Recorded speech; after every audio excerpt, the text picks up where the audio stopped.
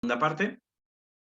Bien, y ahora voy a pasar a la segunda parte junto a la psicóloga Bárbara Porter, quien ya veo que está ahí conectada junto a nosotros, y quien nos va a ofrecer lo que es el abordaje de la experiencia traumática desde las prácticas de atención plena y cultivo de la compasión. Así que, Bárbara, te doy las buenas tardes para ti. ¿Cómo estás? Hola, hola, muchas gracias. Buenas tardes a todos y todas. Hola Lore, hola Pascual, hola Bueno, Adrián. Muchas gracias por la estamos, invitación. Estamos muy agradecidos, Bárbara, de que pueda estar junto a nosotros. Bárbara Porter también es docente del Diplomado de Trauma Complejo y Experiencia Traumática a lo largo del ciclo vital y quien hoy nos viene a brindar, ¿no es cierto?, este espacio también de conferencia. Así que desde ya, Bárbara, te dejo entonces la posibilidad de poder compartir tu pantalla, de presentarte y también vamos a dejar un ratito de preguntas entonces para que podamos retroalimentando a través del chat o en su defecto por ahí ir juntando preguntas también que vayan saliendo oportunamente. Bueno, Súper, muchas gracias. Bueno, primero que todo también agradecer a Loreto. Siempre se aprende tanto, ¿cierto? En este diálogo es tan enriquecedor poder ver las miradas de otros y otras profesionales que entre todos nos vamos enriqueciendo y espero que también desde esta mirada que hoy día voy a compartir con ustedes, desde la mirada ya de cómo abordamos esto, ¿cierto? Tal como decía Loreto, nos quedamos solo en lo narrativo, nos quedamos solo en lo mental, o cómo podemos acceder a esta constelación traumática desde una mirada más integral y también más encarnada. Entonces hoy día me gustaría poder compartir con ustedes una presentación, probablemente no la vamos a alcanzar a ver completa, yo también soy como buena para hablar, así que ahí voy a ir mirando la hora para no pasarme, eh, sobre justamente cómo podemos abordar esto, qué mirada se puede ir incorporando de manera que pueda enriquecer, ¿cierto?, nuestra mirada clínica. Y quiero partir como por lo más básico. Yo sé que muchos de ustedes han hecho cursos con el Grupo Palermo y probablemente saben bastante de trauma, ¿cierto? Pero me gustaría partir contándoles qué es lo que vamos a ver en esta pequeña presentación y también partir por una cierta definición de cómo vamos a comprender lo que es trauma, ¿cierto? Eh, y desde esta mirada, ¿cierto? Vamos a incorporar sí o sí el cuerpo, ¿vale? Lo somático, la sensación sentida, porque tal como nos decía Loreto, el trauma tiene todo que ver con la amenaza, con el peligro, con la anticipación, ¿cierto? Con la expectación de que algo malo va a suceder, puesto que en mi experiencia he vivido, ¿cierto? Reiteradas veces esa sensación de peligro. Entonces vamos a primero entender, ¿cierto?, la comprensión de la experiencia traumática desde este enfoque que incluye lo somático. Vamos a entender también a qué nos referimos con atención plena, ¿cierto?, que es este término, ¿cierto?, que se ha vuelto como bastante de moda. Vamos a entender bien a qué nos referimos con esto, a qué nos referimos con las prácticas de compasión, autocompasión, por qué podría ser un camino, obviamente que no es el único, ni estoy diciendo que sea el mejor, pero sí puede ser un camino para poder abordar, ¿cierto?, la constelación traumática de una manera más holística, más completa, ¿cierto? Y también vamos a describir cómo podemos abordar. Vamos a partir por lo más básico, yo sé que probablemente todos ustedes saben de qué estamos hablando, pero para las personas que quizás vienen por primera vez, vamos a entender que el trauma es una experiencia básicamente una experiencia de peligro, ¿ya? Es una experiencia que yo percibo, ¿cierto?, subjetivamente como una amenaza a mi integridad y que básicamente sobrepasa mis capacidades para poder digerir, para poder integrar, para poder elaborar esa experiencia. Por lo tanto, va a dejar una huella, ¿cierto?, en tu psiquis, va a dejar una huella en tu sistema nervioso. El cerebro, ¿cierto?, es el encargado de detectar la amenaza, ¿vale? Y hay ciertas áreas del cerebro que están encargadas de detectar el peligro y que compartimos con todos los seres vivos, con los reptiles, con los mamíferos. Se nos olvida que somos primates, nosotros también somos primates, ¿cierto? Y que tenemos también estas estructuras cerebrales que nos permiten detectar en fracciones de segundo de manera automática cuando hay un peligro. ¿Por qué? Porque tenemos que sobrevivir, básicamente. Ahora, cuando detectamos la amenaza, y esta amenaza es algo que realmente sobrepasa nuestras capacidades de acción, y además esta experiencia se hace crónica en el tiempo, ¿cierto? Como lo que contaba Loreto, por ejemplo, los chicos que están en el sistema proteccional, que viven maltrato, que viven abuso sexual. Esto es una experiencia que es diaria, que es crónica, ¿cierto? Entonces, ¿qué pasa con el cerebrito de esos niños y niñas? Viven en un eterno estado, ¿cierto?, de hiperalerta. Y además, muchas veces estas situaciones, tal por el tema del apego, que necesito, ¿cierto?, apegarme a mis figuras de cuidado, se perciben en un estado de indefensión, ¿vale? O sea, yo necesito a esta figura para poder sobrevivir, voy a conectarme de todas maneras. Por lo tanto, este tipo de experiencias de peligro crónico y en un estado de indefensión son propias para instalar la constelación traumática. Ahora, desde esta mirada, ¿cierto?, tal como decía Loreto, el trauma no está en el evento, ¿cierto? El trauma no necesariamente está en contar la experiencia de abuso, en contar la experiencia de violación, en contar el terremoto que viviste, en contar el maltrato físico que ejercía tu padre, sino que está grabado en tu sistema nervioso. El trauma está en el cuerpo, ¿cierto? Está en la célula, está en la musculatura, está en el sistema respiratorio, está en el sistema digestivo, ¿cierto? Y aquí Bessel van der Kolk, que es uno de los autores también que vi en la presentación de Loreto, habla justamente de que es como que si las personas que han vivido este tipo de experiencias quedaran congeladas en el cuerpo, ¿cierto? Es como quedar congelados en el pasado, porque el cuerpo, ¿cierto? Y tal como vamos a ver que es una de las maravillas a través de las cuales vamos a poder trabajar con esto, ¿el cuerpo en qué tiempo está? El cuerpo está siempre en tiempo presente, ¿cierto? La mente puede viajar al futuro, ¿cierto? Anticipando situaciones. La mente puede viajar al pasado, recordando. La mente puede estar en otro lugar. Yo estoy en mi casa y estoy pensando en el colegio. Estoy en el colegio y estoy pensando en lo que pasó en la mañana en mi casa. Pero el cuerpo está siempre presente. El cuerpo no discrimina el tiempo. Por lo tanto, cuando has vivido una situación traumática y tu amígdala y todo tu sistema nervioso queda en este estado de alerta, tu cuerpo vive hoy como si eso estuviera ocurriendo, ¿cierto? Tal como decía Loreto, sigo viviendo en Vietnam, sigo viviendo en la pelea de mis papás, sigo viviendo en la situación de abuso, hoy, ¿cierto? Aun cuando eso no está ocurriendo exactamente en este momento. Entonces, el trauma implica, ¿cierto?, comportamientos motores aprendidos, ¿cierto? Es como un aprendizaje implícito, ¿cierto?, que queda grabado en modos de hacer. Por ejemplo, en el abuso sexual es un modo de hacer, ¿cierto? Tal como tú andas en bicicleta, ¿cierto? Que tú no tienes que pensar cada vez que te subes a la bicicleta cómo hacer andar la bicicleta o cuando ya aprendiste a manejar. Ese es un aprendizaje procedural, ¿cierto? Que queda grabado en el modo de cómo yo me muevo, el modo como yo respiro, el modo como yo transito, ¿cierto? El modo en el que yo hago las cosas. Por lo tanto, el trauma o la respuesta de supervivencia implican estos comportamientos motores aprendidos y quedan grabados en la forma en que el cuerpo se mueve, la forma en que el cuerpo respira, la forma en que el cuerpo camina, ¿cierto? Por lo tanto, queda esto grabado y la terapia justamente apunta a cómo ir desaprendiendo, ¿cierto? Este aprendizaje implícito que me hace todo el tiempo estar percibiendo amenazas. Ahora, aquí hay una pregunta, quizá ustedes saben la respuesta, pero simplemente para poder introducir a lo que vamos. ¿Ustedes creen que los animales en estado salvaje, como la cebra que vemos aquí, imagínate tú eres una cebra, estás comiendo tu pastito con tu manada y de repente aparece esta leona hambrienta? Probablemente tu amígdala, ¿cierto?, va a detectar esta amenaza y se va a gatillar en ti una de las tres respuestas posibles, que es huir, ¿cierto? La cebra sale corriendo, disparada, corre, corre, corre, corre, corre, corre, hasta que maravillosamente logra zafar, ¿cierto? La leona se cansa, se aburre, se va. Probablemente la cebra va a quedar agitada, ¿cierto? Somáticamente, la respiración acelerada, el pulso acelerado. Ahora, ¿ustedes creen que esa cebra va a quedar traumatizada en el sentido de que después va a anticipar que va a venir la leona, que no se va a atrever a salir de una cueva? Pueden contestar en el chat si creen que los animales en estado salvaje se trauman o no.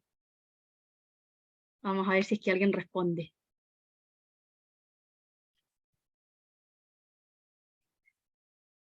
Bien. El tema,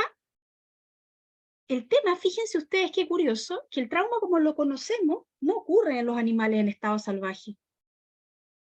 El animal queda en este estado de hiperactivación somática, sin embargo pasa algo curioso, que esta respuesta de supervivencia tiene un inicio, tiene una duración, un clímax, y luego el sistema vuelve a la activación previa, ¿cierto? La cebra no va a quedar, entre comillas, pegada en la situación que vivió, ella va a continuar con su vida. Probablemente después, si después de un mes vuelve a aparecer otra leona, se va a volver a gatillar la respuesta de supervivencia, la respuesta de supervivencia va a desplegar, ¿cierto? Todos estos químicos que se secretan para poder dar toda la fuerza a los músculos mayores y salir corriendo. Sin embargo, el sistema de alerta biológica de los animales salvajes es muy sabio porque tiene un inicio y tiene un término. Y para eso está diseñado el sistema de alerta. La diferencia con los seres humanos es que los humanos detectamos peligros incluso cuando el peligro ya no está presente, cuando el depredador ya no está. El niño que está siendo abusado sexualmente, aun cuando su abusador no esté con él, por ejemplo, el niño está en el colegio, va a neuroceptar peligro de todas maneras, ¿vale? Y esa es la base del trauma, ¿ok? Y aquí vamos al tema de la respuesta. Cuando aparece la respuesta de supervivencia, ¿cierto? Nuestro sistema más primitivo tiene tres opciones. Luchar, ¿cierto? Que en el fondo sería como que la cebra, si se siente en igualdad de condiciones, probablemente va a luchar. Lo que hace es huir, ¿cierto? Y la tercera opción, que igual es una respuesta de supervivencia adaptativa, es congelarse. No sé si ustedes han visto que hemos estado en el campo, de repente ven los ratones cuando se hacen los muertos, ¿cierto? Los animales cuando se hacen los muertos, ¿cierto? Y el gato como que va, mira, dice, este ratón está muerto, o no lo ve, ¿cierto? Pueden salvarse porque simplemente se mimetiza, el depredador no lo ve, y cuando el gato pasa, ¿qué es lo que pasa con el ratón? Rápidamente se descongela y sale corriendo. Los seres humanos también tenemos esa respuesta, ¿cierto? Que es la respuesta de congelamiento. Por ejemplo, no sé si ustedes recuerdan este caso terrible que ocurrió en España de la manada. ¿Recuerdan la manada cuando violaron a una niña? Eran varios hombres que habían violado a una niña. Y una de las cosas que se dijo en el juicio, que era realmente increíble, era que ella había consentido el acto porque no se había defendido. ¿Vale? Lo que le pasó a esa niña es que se congeló. Probablemente sintió automáticamente que no podía luchar contra estos 5 hombres, no podía huir. ¿Qué alternativa le queda con un sistema de defensa? Simplemente disociarse, anestesiarse, congelarse, ¿vale? Ahora, el tema es que cuando esto se hace crónico, esto se aprende como un mecanismo de defensa, queda permanentemente activa, ¿cierto? Ese sistema de defensa. Por lo tanto, hay niños que, por ejemplo, dicen, oye, este niño es súper distraído, no pone atención, en realidad ese niño está en un estado disociativo, ¿cierto? Cuando dicen, este niño súper peleado, lo que decía Loreto, este es un niño oposicionista desafiante, quedó permanentemente en la respuesta de lucha. Este niño es súper temeroso, ¿cierto? Este niño está permanentemente ansioso, se va para adentro, como que todo le da miedo, está permanentemente en el estado de huida. Se fijan entonces, cuando no vemos el fondo del asunto, podemos psicopatologizar viendo solamente la superficie y nos quedamos sin entender lo que está pasando por dentro, ¿cierto? De ese niño. Por lo tanto, si no lo abordamos, esto va a ser algo crónico en el tiempo, ¿vale? Ok, entonces, ¿qué es lo que dicen estos investigadores? ¿Cierto? Que estas respuestas son adaptativas si es que duran un tiempo acotado. Están hechas para durar un tiempo acotado. Y están hechas para iniciar, tener un clímax y descargar. Pero ¿qué es lo que pasa? Tal como nos decía Loreto, cuando un niño siente un terror extremo, ¿cierto? Empieza a temblar, por ejemplo, o se hace pipí, y no hay nadie para poder facilitar que esa respuesta se dé, pueda tener su descarga somática. Esa respuesta queda inhibida. Inhibir esta respuesta de supervivencia es lo que ocasiona el trauma, ¿vale? Y es justamente lo que tratamos de descongelar en la terapia, que es como que este proceso que se inició en algún momento pueda tener su flujo, pueda tener su curso. ¿Se entiende un poco lo que estoy? ¿Sí? ¿O está, de repente yo me embalo hablando? Sino ¿ya? Bien, no todos los seres humanos reaccionamos a las experiencias de amenaza igual. Hay que recordar solamente el 2010 acá en Chile, ¿cierto? Para el terremoto, hubo gente que presentó después el llamado trastorno por estrés postraumático, otra gente que no. ¿Vale? Y eso va a depender, por supuesto, de múltiples factores, de una complejidad de factores que están interrelacionados, los factores biológicos, ¿cierto? Los factores relacionales, por ejemplo, personas que tuvieron la contención en el momento, otras personas que estaban solas y se aterrorizaron, ¿cierto? Por lo tanto, eso probablemente quedó ahí congelado. Y también factores culturales, que hace que ciertos grupos, ¿cierto?, estén más expuestos, ¿cierto?, a esta victimización o a esta falta como de contención o de redes de apoyo, ¿ya? Ahora, ¿qué es lo que sucede cuando experienciamos esta situación de terror? ¿Ya?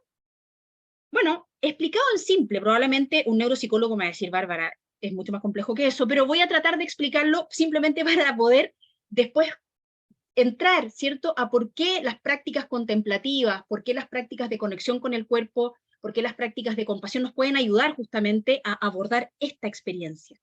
¿Vale? Cuando detectamos un peligro, la primera en reaccionar es la amígdala, que es una estructura muy pequeñita en el cerebro, pero es muy poderosa y que compartimos con los mamíferos, con los reptiles, las lagartijas de tu jardín, las iguanas, los lagartos, las vacas, los perros, todos tenemos esta estructura y que actúa en milésimas de segundo. Y el objetivo justamente es gatillar una respuesta, ya sea de lucha, huida o de congelarse. Toma el control del cerebro, ¿vale? Cuando las experiencias traumáticas, por ejemplo, el caso del abuso sexual en la niñez, se acompaña de un estado de indefensión en el que yo no puedo luchar ni huir, ¿cierto? Simplemente la recuperación de esa experiencia se bloquea y quedo como congelado, ¿cierto? El sistema nervioso queda como congelado, repitiendo y repitiendo y repitiendo esa respuesta, y la amígdala no reconoce pasado de presente. Por lo tanto, quedo vibrando, ¿cierto? Quedo pulsando en esa situación traumática. No queda en el pasado, no como la cebra que después come y vuelve a su vida, no, yo quedo permanentemente en ese estado de hiperalerta. Ahora, esto es muy interesante, y esto yo se lo leía a Bessel van der Kolk, que hay una estructura en el cerebro que se llama el tálamo, ¿ya? Y que él la llama como el cocinero del cerebro, el cocinero del cerebro. El tálamo de todos nosotros en este momento está funcionando, por lo tanto nos permite integrar la información bottom-up, que dicen los neuropsicólogos, que viene de los sentidos, ¿cierto? Entra por los canales de los sentidos y te permite organizar tu experiencia en un todo coherente e integrado. Por lo tanto, la memoria de este momento, mañana, cuando te pregunten, oye, ¿tú qué hiciste ayer en la tarde, como a las 7? No, yo estuve en una clase, entretenida con la Loreto, después habló la Bárbara, estaba en mi casa, me estaba tomando un té, ¿cierto? Vas a tener un recuerdo integrado de la experiencia, ¿vale? Vas a saber lo que hiciste antes, durante, después. Esa memoria, esa capacidad se pierde cuando estás expuesto a una experiencia de peligro inminente, ¿cierto? Es como que entramos en shock, ¿vale? Por lo tanto, este cocinero del cerebro como un mecanismo de defensa se desconecta. No es que no recordemos, es que la cualidad de esa memoria es distinta a la memoria en estado normal, ¿vale? Por lo tanto, la memoria traumática va a ser naturalmente no verbal. El área de Broca se desconecta, va a quedar como una sensación física, quizás un aroma, un olor. Hay personas que de un perfume les genera un terror intenso, pero no está la narrativa, no está la imagen, no está el cuento asociado de por qué me siento así cuando siento este olor, ¿cierto? Pueden ser flashbacks, imágenes, sensaciones físicas, ¿cierto? Pero es como un todo desintegrado. La corteza prefrontal, que es la que te permite integrar esto y que generalmente colaboran para hacer, ¿cierto?, un recuerdo integrado, está en off, ¿cierto? Por lo tanto, va a ser muy difícil poner en palabras la experiencia. Por eso es tan difícil que una persona te cuente, ¿cierto?, en una narrativa coherente, de buenas a primeras, una experiencia traumática, ¿ya? Y aquí yo les quiero contar una anécdota que es real, ¿ya? Yo hice clases varios años en una universidad de psicopatología, ¿vale? Y uno de los temas que veíamos justamente era el tema del trauma, y dentro de mis alumnas había una mujer que trabajaba en la PDI. Para quienes no trabajan en Chile, la PDI es la Policía de Investigaciones. Y me contó, cuando vimos esto que pasaba, ¿cierto?, en el cerebro con el trauma, me dijo, pero prof, a mí me pasó una cosa y ahora entiendo por qué pasó. Estaban buscando, habían tenido reportes de distintas mujeres en una zona de la ciudad de ataque sexual, de violación, ¿ya? De violación en el fondo, en adultos, y tenían la sospecha de que era un violador en serie, ¿vale? Tenían la sospecha de que era un violador en serie, trabajaban con esa hipótesis, tomaron a las víctimas y les hicieron relatar, hacer el retrato hablado, ¿vale? A cada una de las víctimas eran 3 mujeres, y cuando tuvieron los dibujos, dijeron, pero estos son 3 hombres distintos.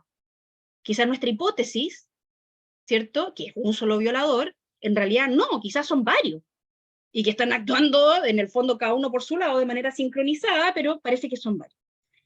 Lo curioso es que cuando lograron capturar, ¿cierto?, a un sospechoso y trajeron a las mujeres para que pudieran identificar si era él, las tres dijeron que era ese hombre. ¿Y qué es lo que había pasado? Que los dibujos que ellos retrataron, las tres mujeres tenían razón, en parte. Una mujer había descrito la parte de los ojos, otra mujer había descrito un tatuaje, otra mujer había descrito la forma del rostro y el cabello. Y el resto de la información, que era menos precisa, era como que ellas la habían llenado, ¿cierto? Habían completado la gestalt, por decirlo de alguna manera, con información menos precisa. Entonces, ¿qué mecanismo ocurrió aquí? La fragmentación de la memoria, ¿cierto? Probablemente esa mujer inundada por el terror logró captar fragmentos de esa experiencia que luego de alguna manera trata de organizar, cuando le dicen, oye, descríbeme a este hombre, y en cierta medida ese recuerdo era más preciso y en otra era menos preciso, pero las tres tenían razón, ¿vale? Entonces, con ese nivel de fragmentación, ¿cierto? Hay que entender que este es un mecanismo de defensa y que por lo tanto la memoria traumática queda guardada de una manera distinta a la memoria normal, ¿vale? Hay una desintegración entre el cerebro, entre comillas, racional, la corteza y el emocional, por lo tanto no queda esto guardado en un recuerdo integrado, coherente, al que yo puedo acceder voluntariamente. Ah, ¿qué te pasó? No, mira, sabes que yo iba caminando por la calle, se me acercó un hombre por atrás, tenía estas características, me rasgó la ropa, me tiró al suelo. No puedo hacer eso, ¿vale? Y por lo tanto no se organizan en una narrativa coherente y lógica, sino como huellas sensoriales, emociones fragmentadas, imágenes, sonidos, sensaciones físicas, y que lo tremendo es que pueden irrumpir en cualquier momento, porque puede ser que una luminosidad, un sonido, un olor, ¿cierto?, una persona parecida evoque en mí, ¿cierto?, nuevamente esa respuesta traumática, porque acuérdense ustedes que el cuerpo no distingue entre presente y pasado, ¿vale? Ahora, entonces, ¿cómo trabajo con esto? ¿Cómo trabajo si es que yo no le puedo preguntar a la persona, ya cuénteme lo que le pasó, qué sentiste, ¿cierto? ¿Qué hiciste antes? ¿Cómo lo resolviste? ¿Qué ayuda necesitas? O sea, ¿cómo puedo yo ayudar de alguna manera a que esta persona pueda integrar esta experiencia, ¿cierto? En la que se libera mucha energía. Peter Levine, que es uno de los autores que les recomiendo leer, ¿cierto?, habla justamente de que en este tipo de experiencias se libera tanta energía que nos asustamos y lo bloqueamos, ¿vale? Y que la terapia a lo que apunta es justamente ir recuperando esta energía, permitir que se vaya liberando en una relación de seguridad, ¿cierto? Necesariamente en una relación de seguridad, permito que esta energía desorganizada, caótica, pueda ir aflorando, ¿cierto? Y darle un orden, darle un curso de manera contenida, ¿vale? Porque cuando de alguna manera contenemos esta energía, nos disociamos, ¿cierto? O simplemente se reprime, no podemos elegir qué es lo que reprimimos. Simplemente nos anestesiamos de todo. Por eso las personas que viven en la constelación traumática, ¿cierto?, puede ser que experimenten mucha fatiga, mucha dificultad para hacer sus labores diarias, ¿cierto?, muchas dificultades para poder relacionarse con otros, para disfrutar de la vida. ¿Qué energía me va a quedar para disfrutar de la vida si estoy completamente protegiéndome, ¿cierto?, de estas vivencias internas que me interfieren todo el tiempo? ¿Vale? Entonces, ¿cómo nos aproximamos? Y aquí quiero llegar a este punto, ¿cierto? Que lo que dicen los investigadores es que necesariamente para poder abordar esta constelación traumática tenemos que acceder a la experiencia somática. ¿Por qué? Porque es ahí donde está el registro, ¿cierto? Es ahí donde está esta memoria procedural que es no verbal, ¿vale? Depender exclusivamente de la cura verbal podría limitarnos, ¿cierto? Podría limitarnos. Por eso lo que apuntan estos investigadores, ¿cierto? Bueno, la Pat Ogden, Bessel van der Kolk, ¿cierto? Hablan de que podríamos tener que integrar justamente estos procesos implícitos no verbales, basados en el cuerpo, ¿cierto? Integrarlos, por supuesto que no dejar de fuera lo explícito, lo verbal, lo lingüístico, pero enriquecer el proceso terapéutico también con la narrativa somática, ¿cierto? Con lo implícito, con lo que es generalmente más inconsciente, ¿cierto? Por ejemplo, estoy hablando y estoy con los hombros así, o estoy respirando corto, ¿cierto? O estoy sentado en el borde del sillón, como con las piernas listas para salir arrancando. ¿Te fijas? Es que el cuerpo está permanentemente mostrando señales que podemos tomar y que podemos trabajar desde el cuerpo justamente para poder tener nuevamente la sensación sentida de seguridad. Porque tu mente sabe que el depredador ya no está ahí. El niño sabe que cuando está en el colegio el abusador no está ahí. Pero por más que la mente trate de darle órdenes al cuerpo, el cuerpo habla en otro lenguaje, ¿cierto? El cuerpo habla en lenguaje de sensación, no de palabras, no es narrativo, ¿ya? Ahora, ¿qué es lo que es importante desde esta mirada? Primero que todo, el terapeuta ha de trabajarse a sí mismo, ¿cierto? Tal como decía Loreto, para no ser una presencia amenazante, ¿cierto? Muchas veces lo que he podido ver, ¿cierto? Es que justamente en estos programas, como está la mirada del Estado, ¿cierto? También, que es como que te están mirando cómo tú lo estás haciendo, chuta, me pueden quitar a mis hijos. Es una presencia amenazante. ¿Qué tanta confianza, qué tanta, de alguna manera, alianza terapéutica se puede establecer cuando me siento todo el tiempo evaluado y que lo estoy haciendo mal, papá, ¿cierto? Entonces, lo que es muy importante es poder establecer un vínculo seguro, un vínculo estable, constante en el tiempo, que permita justamente que esa persona pueda sentirse acompañado en esta exploración. Probablemente esa compañía que no tuvo en ese momento, ¿cierto? Necesariamente para poder explorar elementos que nos dan vergüenza, que nos dan miedo, que rechazamos, que hemos tratado tanto tiempo de ignorar, vamos a necesitar que alguien nos tome de la mano, ¿cierto? Por decirlo de alguna manera metafórica, para atrevernos a entrar en esas profundidades y saber que no nos vamos a ahogar con eso, que no nos vamos a volver a abrumar, ¿vale? Y desde ahí el trabajo con el cuerpo es importante, ¿ya? Vamos a hablar, espero, un poquito de la ventana de tolerancia. Entonces, incorporamos como un elemento más en la terapia la narrativa somática, que tiene que ver justamente como con los gestos, con la tensión muscular, con el ritmo de la respiración. Podemos hacer que la persona tome conciencia de su postura, ¿cierto? De los latidos del corazón, de la sensación en la guata, ¿cierto? Tanta información que podemos tener del cuerpo y que muchas veces los psicólogos, por deformación académica, dejamos fuera, ¿vale? Entonces acá, ¿cierto?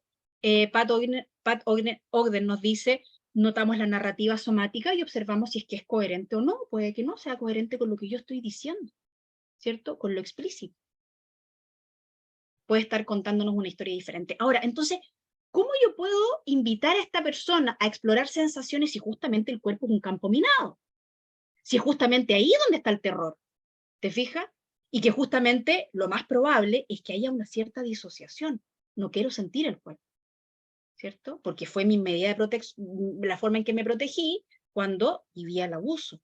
¿Cómo yo puedo invitar a esta persona a poder empezar a relacionarse con su cuerpo de una manera segura, de una manera compasiva, de una manera pausada, de una manera consciente? Y aquí un camino, no digo el único, ni necesariamente es el mejor, pero es un camino que yo conozco, ¿cierto? Y que tiene cierta evidencia, son las prácticas justamente contemplativas de atención plena, de compasión y de autocompasión, ¿vale? ¿Por qué? Porque justamente trabajamos con el cuerpo, trabajamos en el tiempo presente, con lo que está vivo hoy, ¿cierto? Con lo que está vivo hoy y que nos da mucha información.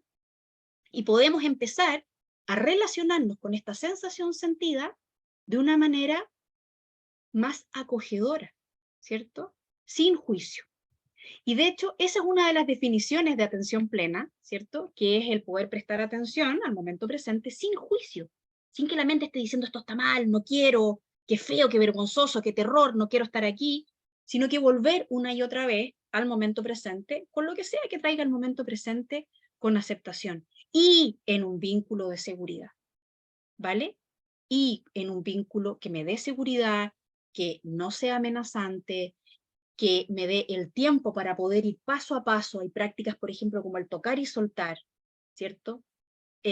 Primero que todo, encontrar una base segura en el cuerpo, ya lo vamos a ir viendo en el diplomado, pero en el fondo estar consciente del momento presente con aceptación no es algo que uno pueda simplemente pensar y hacer, sino que se transforma en una práctica, en un aprendizaje procedural que nos va a llevar poco a poco a desactivar, ¿cierto?, estos otros aprendizajes en el que estoy siempre sintiendo el peligro, ¿vale? Y tal como dice Bessel van der Kolk, la conciencia corporal es el primer paso para liberarnos de la tiranía del pasado, ¿vale? Es a través del cuerpo que podemos entrar, ¿cierto?, justamente para volver al presente, ¿cierto?, y tomar lo que está vivo hoy, y poder darle a ese niño aterrado, ¿cierto?, que está grabado en el cuerpo, finalmente la sensación sentida de seguridad.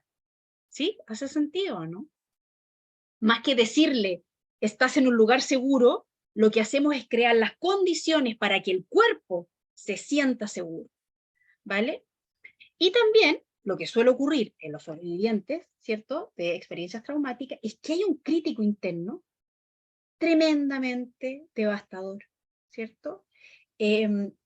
Una sensación de minusvalía, una baja autoestima, una autocrítica tremenda, por lo tanto tampoco se sienten a gusto consigo mismos. No es como que yo me refugio en mí, ¿cierto?, y me voy a sentir bien, sino que también aquí entran las prácticas de compasión y de autocompasión, que no tiene que ver con lástima, ¿cierto? Los occidentales tendemos a creer que la compasión y la autocompasión es como, ay, me doy autolástima o el otro me da lástima. La lástima parte de la base de que hay una relación asimétrica, ¿cierto?, entre este que es pobrecito y yo, que soy el que siente lástima. La compasión es básicamente esta intención que todos tenemos, ¿cierto?, de poder, de naturalmente intentar aliviar el sufrimiento del otro y en el cual nosotros también estamos incluidos, ¿vale? Por lo tanto, la autocompasión no es autolástima ni negligencia con uno mismo, se trata justamente de poder encontrar este puerto seguro dentro de nosotros, con la posibilidad de ser amables con nosotros mismos y de darnos la calma que quizás no pudimos tener de niño, ¿cierto? Esto también, nuevamente, es una práctica. Se hacen, por decirlo en simple, ejercicios en los que vamos cultivando la posibilidad de empezar a relacionarnos con estos distintos elementos de una manera compasiva, ¿vale? ¿Qué es lo que hacemos?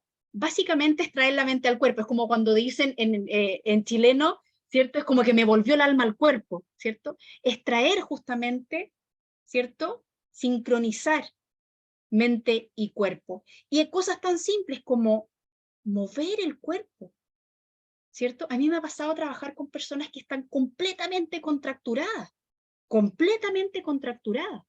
que el solo hecho de estirar los brazos y levantarlos, prestando atención, les duele todo.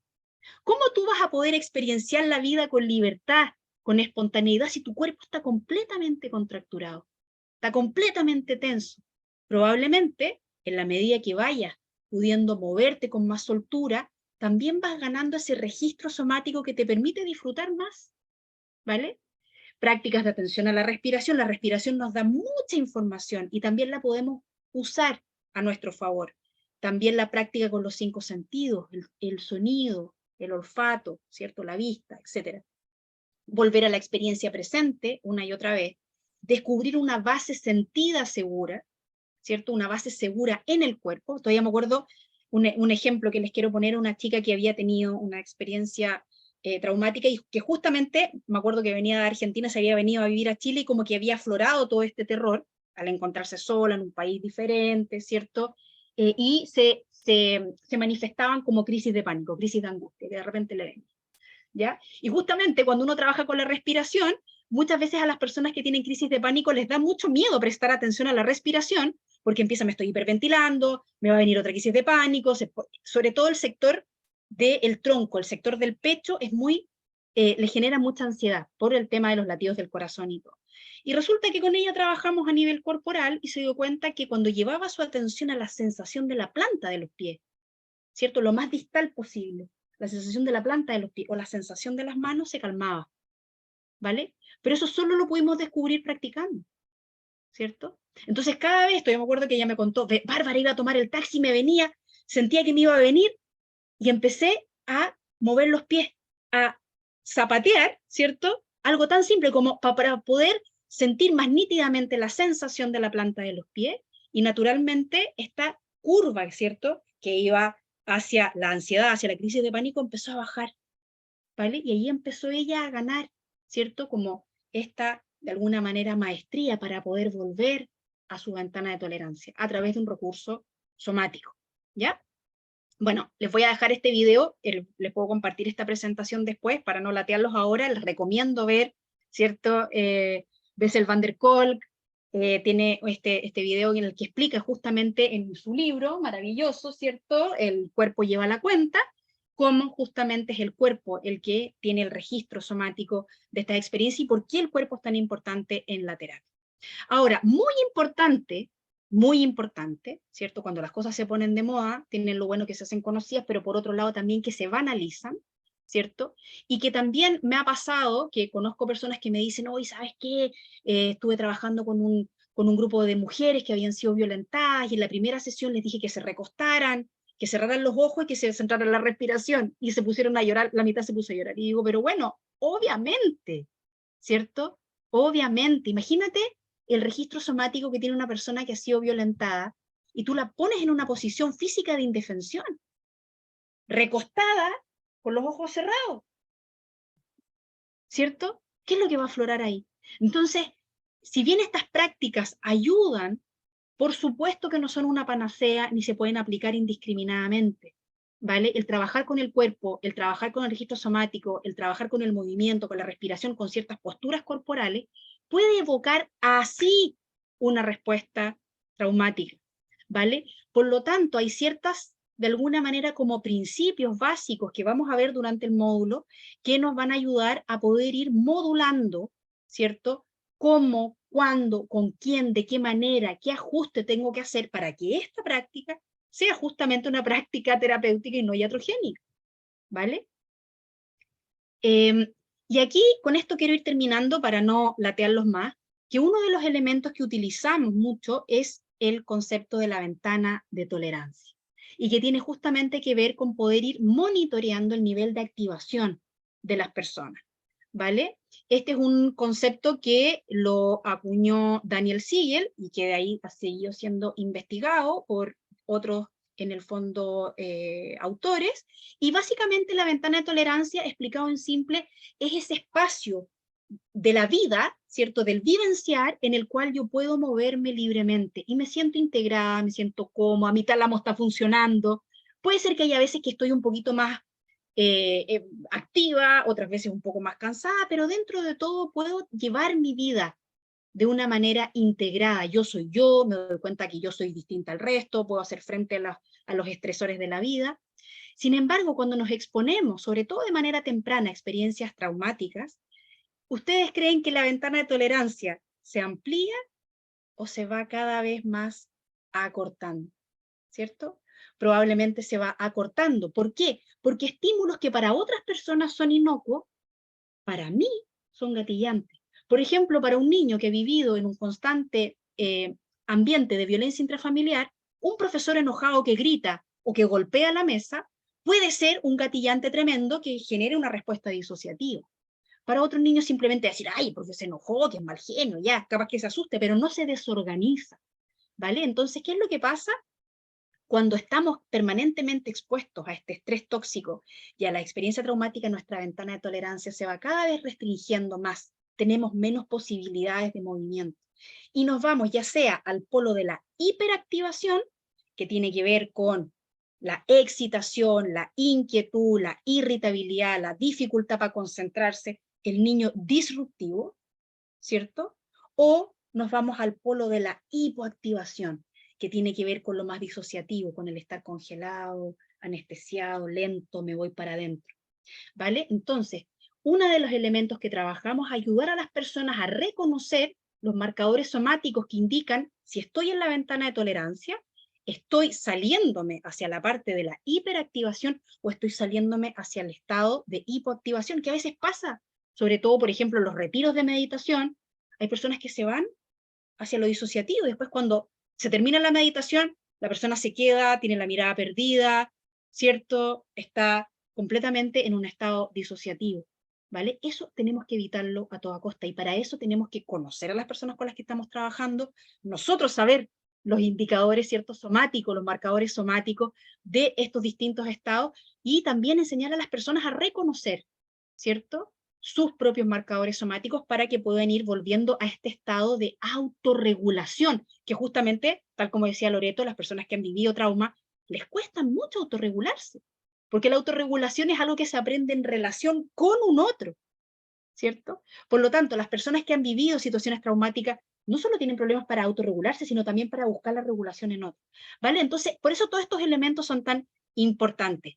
Hacer una práctica segura, ¿cierto? Y en la medida que vamos permitiendo que esa persona, por ejemplo, lo que yo les contaba a esta chica, sienta los pies y se sienta segura, ya es un territorio que ella gana.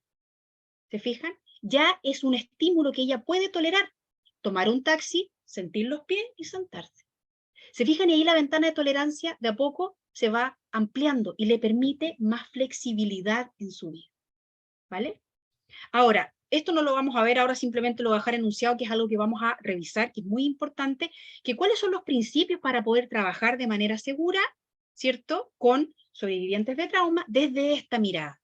Y acá están los elementos del módulo, que yo sé que son muchos, soy un poquito ambiciosa, pero básicamente es como profundizar en todo lo que hemos dicho hoy día, ¿cierto? El estrés traumático, la respuesta de supervivencia, el aprendizaje procedimental, la atención plena, las prácticas de compasión, ¿cierto? La neurocepción, cómo yo neurocepto el peligro, cómo yo puedo desactivar, ¿cierto?, estos procesos automatizados, ¿cierto? Cómo yo puedo volver a mantener el cuerpo en mi mente, ¿cierto? Trabajar con la disociación, y cómo se puede abordar esto en la terapia, ¿vale? No los aburro más, hablé demasiado, ¿cierto? Y simplemente quiero darles las gracias, espero que haya sido interesante para ustedes, y eh, quedo abierta a lo que quieran comentar, decir. Bueno, de más está decir que puras flores. Sí, Te han puesto de todo ahí, que muy lindo. Parece que igual, yo creo, Bárbara, que igual traes ahí como tu club de fans, ¿eh? Dicen, seca la profe, varias ah, cosas ahí. ¿Ah? Trae su propio grupo. No sé si es válido eso, pero bueno, igual aporta.